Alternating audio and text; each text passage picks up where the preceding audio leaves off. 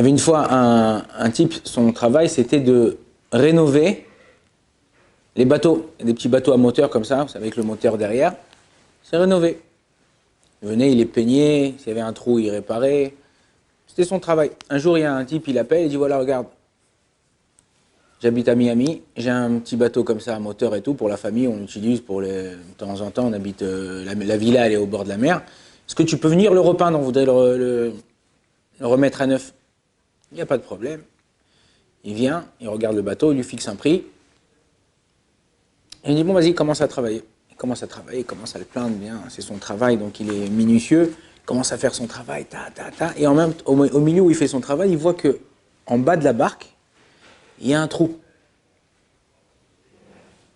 Il dit je répare pas, il m'a pas demandé, il m'a demandé juste de le repeindre, tout ça et tout. Bon, il y en a qui, on est bon, on dit Roche Katane, fais ce qu'on te demande à faire, arrête de, peut-être que c'est ce qu'il veut, c'est un bateau de décoration, c'est pas.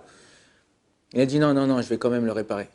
Il est venu, il a mis de l'enduit, tout ça, et hop, tac, il a réparé le bateau, il a repeint le bateau, il a terminé son travail, il va voir le propriétaire, il lui donne son chèque, ce qu'il faisait avait convenu, et il s'en va. Le lendemain matin, il reçoit un coup de fil,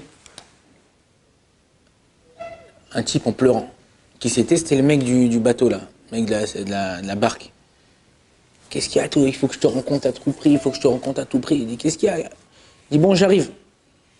Il vient et tout, il le voit comme ça, il dit écoute, voilà, avant tout, je te donne, il lui donne un autre chèque. Il me dit, mais ça y est, tu vas payer, qu'est-ce que tu veux chez moi? Il dit non, je veux te remercier, tout ça, t'as fait quelque chose de grandiose. Il me dit, qu'est-ce que j'ai rien fait, je t'ai peint la barque comme on a convenu.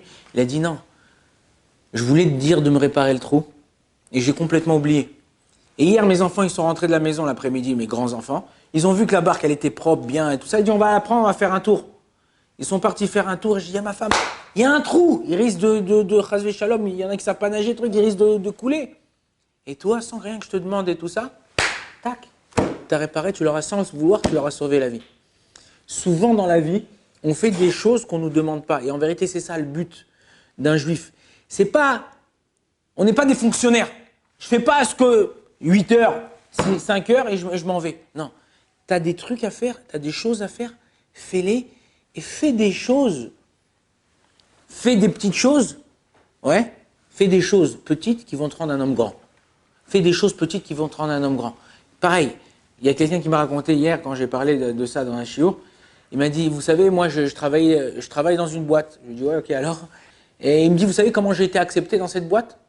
Je lui ai dit, non, pourquoi? Il y a quelque chose de spécial? Il me dit, ouais, il y a quelque chose de spécial. Il dit, c'était un jour où il y avait des entretiens, on a fait plusieurs entretiens. Et chacun, on a fait un entretien. Pendant un questionnaire, tout ça. Et à la fin de l'entretien, ils me disent c'est toi qui as accepté.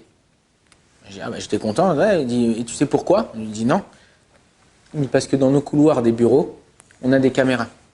Et on a vu qu'en passant, à 2 reprises, tu as vu quelque chose par terre, tu l'as ramassé et tu l'as mis à la poubelle. Il me dit, ben c'est normal. Il dit non, c'est pas normal. T'es pas obligé, il y a des femmes de ménage, il y a des gens qui sont là pour ça. Mais le fait que, erpat lecha, que tu t'intéresses, tu vois, ça te dérange et tu as envie que la chose elle soit mieux, et ben pour ça on le prend. La même chose avec nos femmes, la même chose avec nos enfants.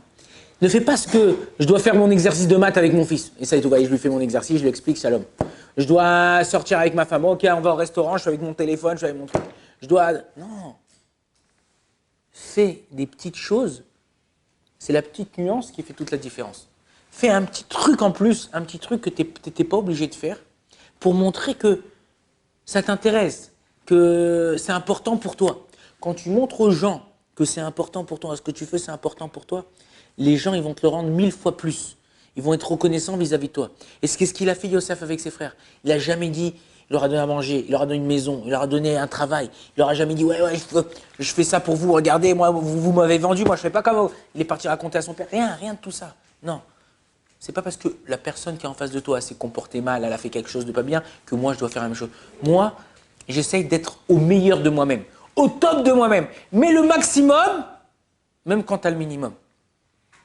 D'accord? Baruch Adonai l'olam, amen, amen.